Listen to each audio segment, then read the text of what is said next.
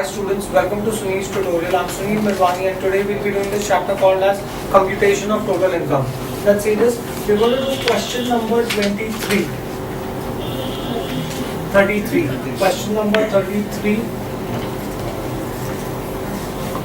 You're going to do Mr. Mungeri Lal. Right? Let's see this. Mr. Mungeri Lal, who is a resident of Mumbai, owns 3 houses, the particulars of which are given as under. First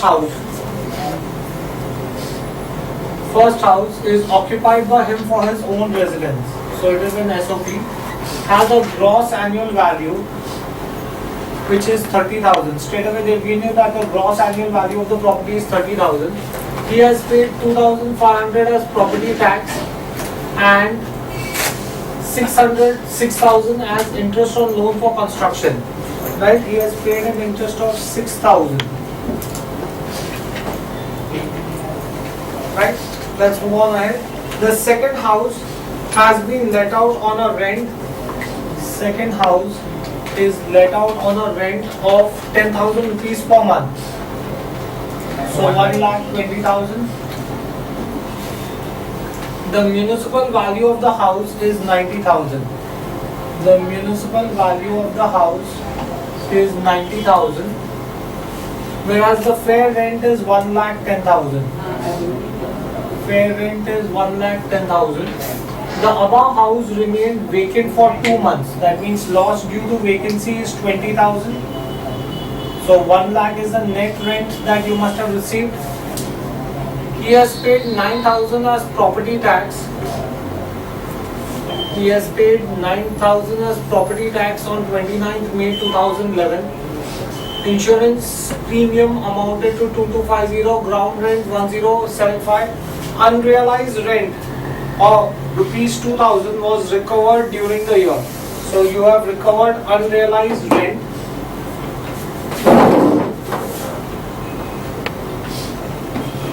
Unrealized rent recovered.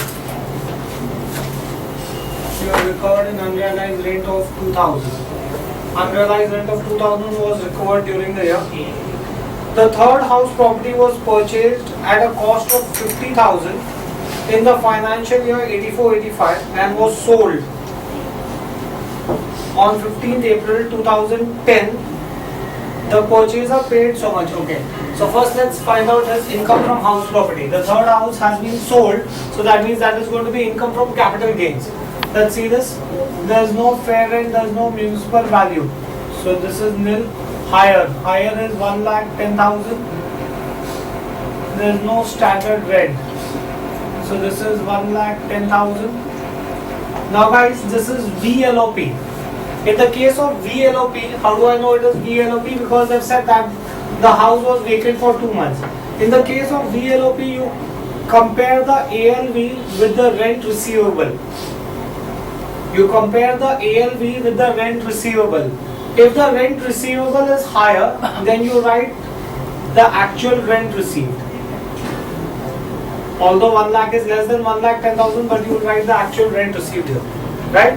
So you compare these two figures. If this figure is higher, if your rent receivable is higher, then the actual rent that is received, that is to be written as gross annual value. There are no municipal taxes paid. First house is self-occupied property, therefore its gross annual value will be nil. This is going to be 1 lakh.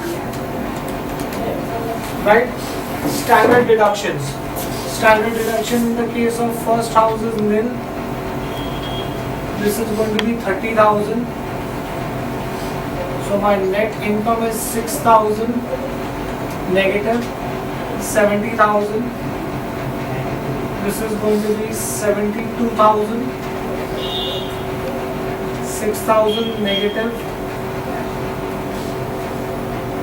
net income from house property.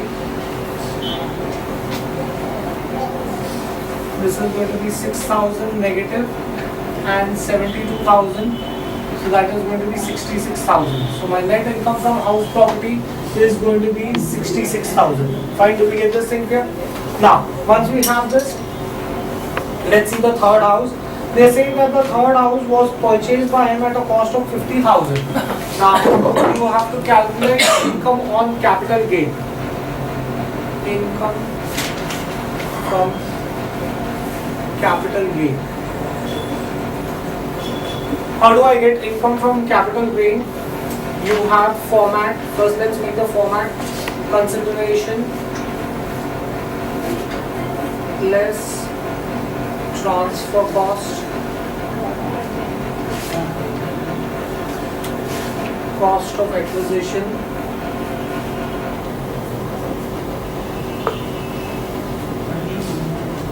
CII, current,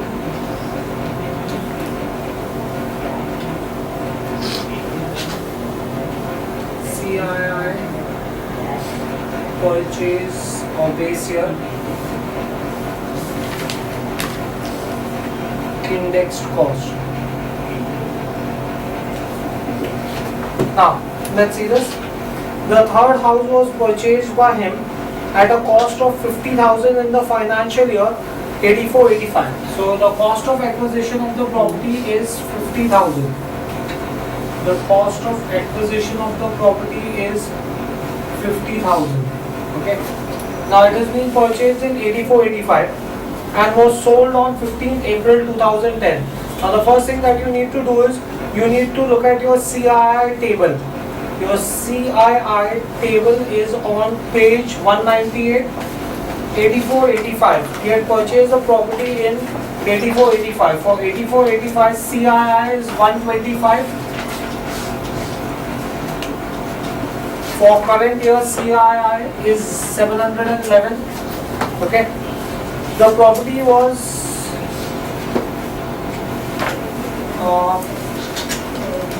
the third house was purchased at 50,000 and was sold this much. The purchaser paid 4 lakhs on 1st May 2010 and the balance consideration of 2,50,000 on 30th June 2010. Mr. Mungenlal paid a brokerage of 13,000 in the transaction. Okay, the cost of inflation index for 84-85 is 125 and for 2010-2011 is 111. That means total how much did you sell the flat for? 4 lakhs plus 2,50,000. You sold the flat for 6,50,000. Out of which you have paid a brokerage of 13,000. Someone please subtract this. 640, 637. Right? So next, in that case, I will have cost of acquisition, index cost. Someone please give me the index cost. How will I get index cost? Index cost will be 3 into 4 divided by 5. That is cost of acquisition into CII of current year divided by CII of base year. Someone please get me the index cost. Someone do the multiplication division and get this answer. 50,000 into 711 divided by 125. 2,84,400. 2,84,400. Right? 50,000 into 711 divided by 125. Right? 2,84,400. In that case, I can therefore say that income from capital gain, income from capital gain is going to be, that is 6,37,000 minus 2,84,400. Someone tell me how much does that work out to? 352,600. So your income from capital gain is going to be nothing but 352,600. In that case, you will get gross total income. Gross total income will be 352,600 plus 66,000. Someone tell me how much does that work out to? 4,18,600. Right? Next, less deductions under chapter 6A. Right? Now, what are the deductions under chapter 6A? What all has he done? He He has paid Mediclaim insurance for self 10,000. Insurance policy from LIC for maintenance of his dependent severely handicapped son 20,000. Okay. Now he has paid Mediclaim insurance. Mediclaim insurance is going to be under section 80D.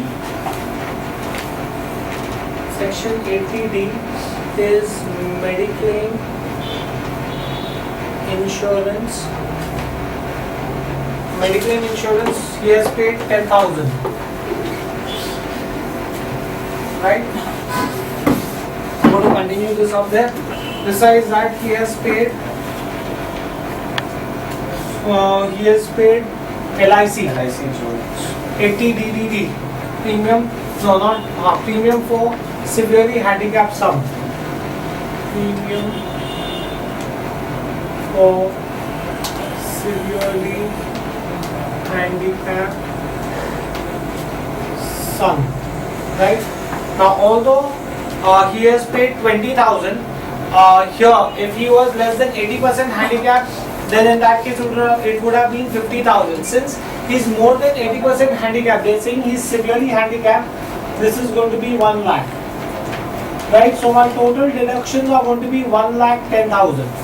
Now let's understand something. When you have long-term capital gains, right? When you have long-term capital gains, then your deductions are limited to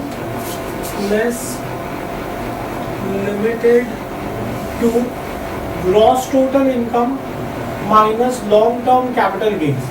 That is the maximum amount of deductions that you are allowed to give in the case of long-term capital gain. This rule is applicable only when you have long-term capital gains. So when you have long-term capital gains, the maximum deduction that is allowed is gross total income minus long-term capital gain. Now my gross total income, guys, is 4,18,600. Long-term capital gains is 3,52,600. So if I subtract the two, I will get 66,000. Right? Out of the two figures, whichever is the smaller figure will be your deduction. Out of these two figures, whichever is the smaller figure, that will be your deduction. So in this case, your deduction will be 66,000. So your net total income, someone please calculate 4,18,600 minus 66,000. Someone please do this. 352,600. Right? That finishes that sum. We'll stop this here for the day. Thank you very much.